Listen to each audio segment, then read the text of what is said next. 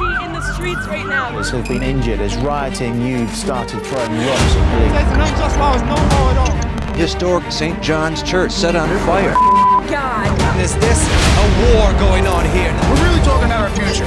What type of country do we want to be?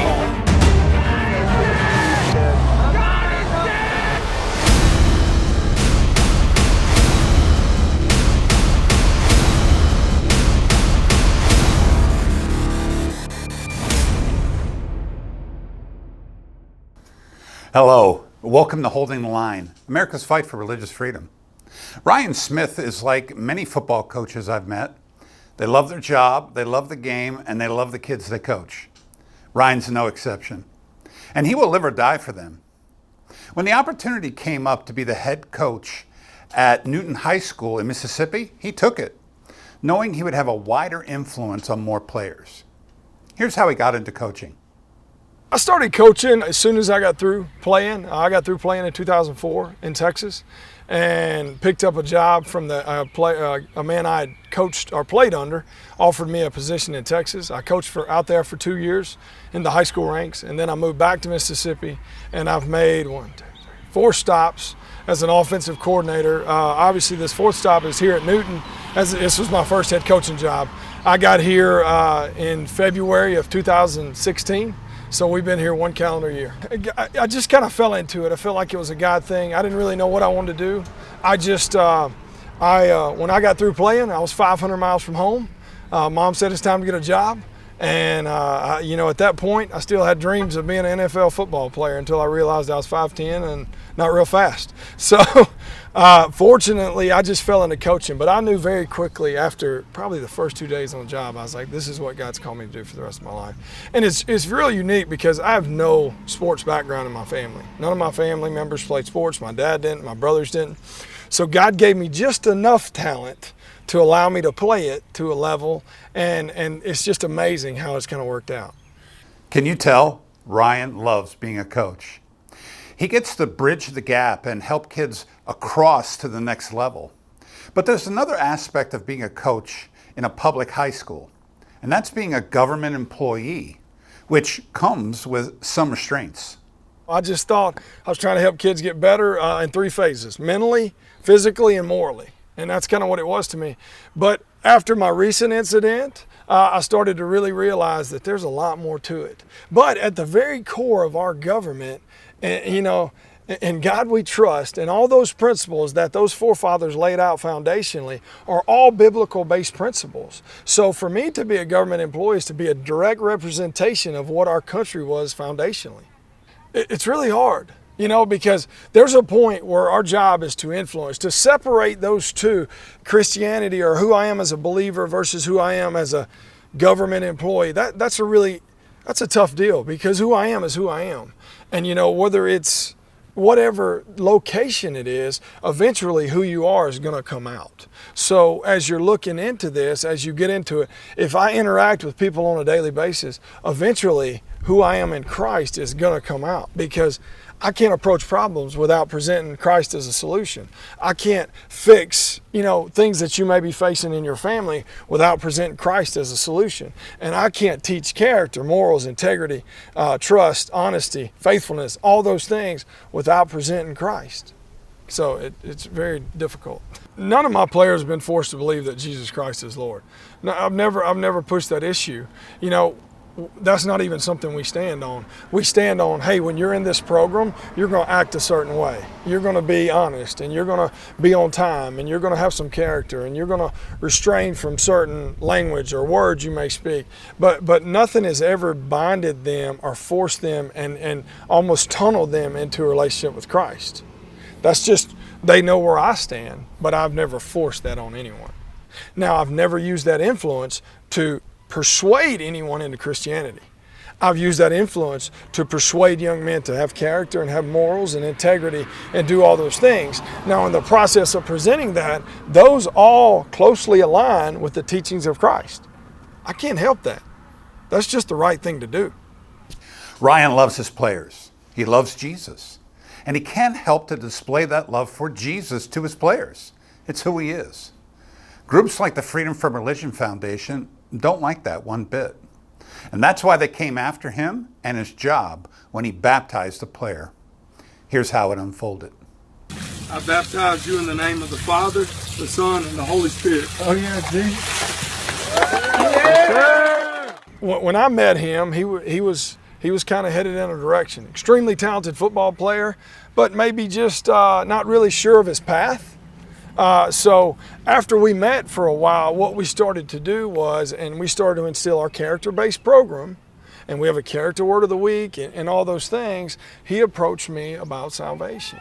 And he said, he said, Coach, I need to talk to you about two things. And it was unique because it was a Monday after we had gotten beat 56-6. And I said, I'm sure you have some, questions. He's our leader. He was our guy. And he said, Coach, I got two things. I said, what's up? He said, I want to run the football. I said, we can take care of that at practice.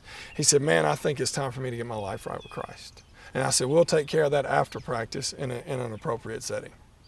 And from that point, you started to see a change. The language changed, the attitude changed, his leadership changed. All those things that we had been teaching in our program changed.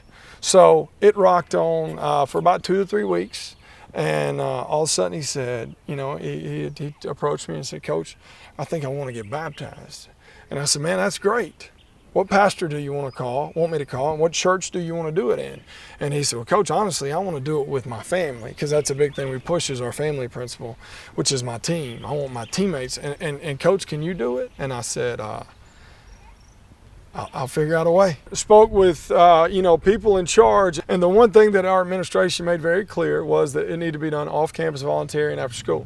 So we talked to the local dentist here, which is directly in front of me, and we asked him, could we use his parking lot in this area? And he's a man of faith. He was open for it, excited about it. Him and all his employees attended the event, and everyone was out here for that event. We finished up practice, and I called all the guys together like we do at the end of every day, and it was right over there.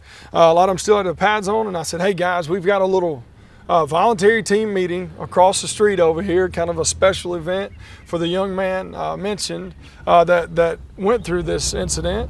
And I said, you guys are welcome to come, but you don't have to come. Well, they all, in support of him, because that's what good teammates do, they walked right across the street and surrounded this tub. Now, what happened because of that is because of that incident, before I could get out of the water good, I had 2 more approach me and say, Coach, there's some things I need to work through in my life. And we handled those incidents separate off campus. Later in the weeks to come, we'd have 2 more young men get saved through that. That has nothing to do with me. That's God working through a young man's life. It all has to do with one guy taking a step of faith, but it has nothing to do with me. He just used me. But again, we followed our proper channels, and we made sure that we done this in an appropriate manner. And the biggest thing was, this was all voluntary. There was no forced issue. This young man initiated this event. He wanted me to help him get there. So what kind of educator am I if I don't help him get there? Because if he come to me and said, Coach, I'm struggling in science, can you help me? And if I didn't do it, you would tell me I was a bad coach. You'd tell me I was a bad person of influence. If he said, Coach, I want to play college football, can you help me get there? And if I didn't do that, then you would tell me, hey, he's a bad head coach. He's not helping him get to that point. Well, this young man tells me that he needs to get to a certain point in his life, and he thinks that'll better his life. Who am I not to try to help him get there? Ryan makes a great point. If a player comes to him for help in any other matter, it's his responsibility to assist that player to get him to that next point, even if it's a spiritual matter. And Ryan helped that player transform from what he was when he entered the football program to then being a qualifier for the Alcorn State football team to play football. People were thrilled, except the atheists. We had a local pastor and our chaplain all posted on social media. Then my wife posted it, and my wife's post, but she posted it after that fact. It was after some people that just posted it and we weren't aware, that they posted it. And then my wife did, because it was already out there. My wife's Facebook got the most recognition of it, and it went viral and just unbelievable stuff. And really our first call was, I think, from the Washington Post. They called her to ask her questions. And then we started getting a lot of national media attention. And then we quickly realized that it was all initiated from Freedom from Religion. So at that point, superintendent contacted me, who's a big supporter of mine. And she's a person of faith. she called me and said, hey, this is where that's at. This is something we're going to have to deal with. My principal called me in and informed me I was supposed to cease all Christian-related activity during campus time and all those things. And her and I had a back and forth conversation concerning that. Then I spoke with our local school lawyer, and he, gave me the same instructions. So from a school-related standpoint, we followed all protocol on how we handled this. So that's my issue. And, there was never a point where anyone on my team felt I was forcing them to do anything, except maybe run sprints. But that's just kind of the natural part of coaching football. But there was never a point where they felt forced. And before, during, and after, we felt like we followed proper protocol. But once freedom from religion got a hold of it, it just kind of spread and went viral. It was awesome. So many people reached out to my wife on Facebook and just continued support and just said, what Coach Smith did for this young man was awesome. And, so many people reached out to me, coaches I didn't know. I've gotten letters from 25 churches that were sent to from Sunday schools that were praying for me. It filled out cards and just different things. A lawyer group in Texas reached out with me that's their job is to fight that, and they were just real supportive. FCA, Fellowship of Christian Athletes, was probably my biggest support. They reached to me locally, statewide, and nationally, and just said, listen, keep fighting the good fight, man. We've got your back. From a legality standpoint, we've got your back. When we interview people who've had their religious freedom rights attacked, we hear the same thing when the story goes national. A majority applauds what they were doing, 99% of the time. And there's always that small minority who object. If that's an informal poll of America's stance on this issue, then most Americans find what happened to Ryan to be atrocious. The other things that we find out is that it has a positive effect on the football players. We just had to kind of cease and, almost stop doing what we were doing. And whether that was through voluntary Bible studies that some of our players were kind of initiating and that I may be a part of, but not host, I kind of stepped away from that. I no longer was involved in our team prayer, but our team prayers took place because our players initiated it. And that's the thing, as long as it's student led, it's legal. So really what it caused is it backfired on them big time, because it caused my players to step up even more and take a declaration of faith and say, man, this is who we are. This is what we do. This is what our program's founded on. And Coach Smith hadn't got to be here to make that happen. And they just kind of stepped up and went with that, which was, better than anything I could ever expected. We had some parents who were real supportive of me. They sold over 700 t-shirts that say, I stand with Coach Smith. So if you go through this community or go through the schools right now, you'll see a Newton Tiger logo on the front, and it'll say, I stand with Coach Smith on the back. Kids wear them every day to school. I think the biggest thing is we teach football in levels. So there's level 1, there's level 2, and there's level 3. Well, level 1 is your O-line, D-line. Level 2 is more your backs and linebackers. Level 3 would be your receivers, DBs. And what we tell our players constantly is we have to win level 1.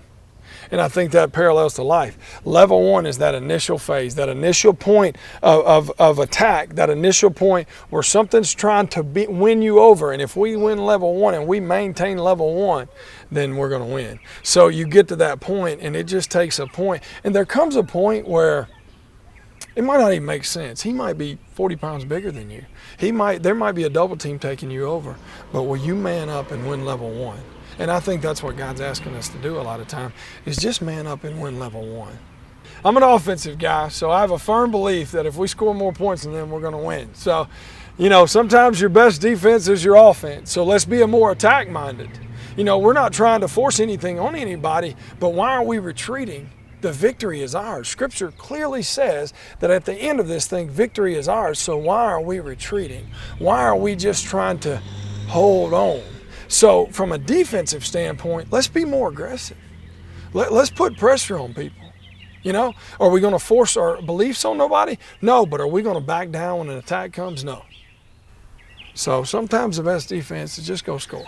I knew I was going to be intense. I knew that's who I was going to be. I was going to be devoted and loyal. So to my convictions and to my core values, I was going to maintain that through the strategy. So as you get into something like this and something attacks you, and the minute you start trying to do something big for the kingdom, the world is going to attack you. That's just the nature of it. So know who you are. Know where you stand. Fire's coming. Storms are coming. just weather it, because we know who has already won the victory. Coach Ryan knows how to fire us up. And that's a sign of a good coach, to motivate and inspire the team when they need him most. We interviewed Ryan just before he accepted a new coaching position at his alma mater, Southwestern Assemblies of God University in Waxahachie, Texas, where he received an undergrad and master's degree. He played quarterback there for 4 years. Naturally, he couldn't turn that down. And since it's a Christian university, nothing can keep his faith quiet. God certainly blessed him with that promotion. Well, our fight continues, and you need to be informed. Follow us on Facebook, Twitter, and subscribe to our YouTube channel, and like this video to see more content coming your way. You can also read my book, Holding the Line, America's Fight for Religious Freedom. It's available on Amazon. Thanks for joining us, and keep holding the line.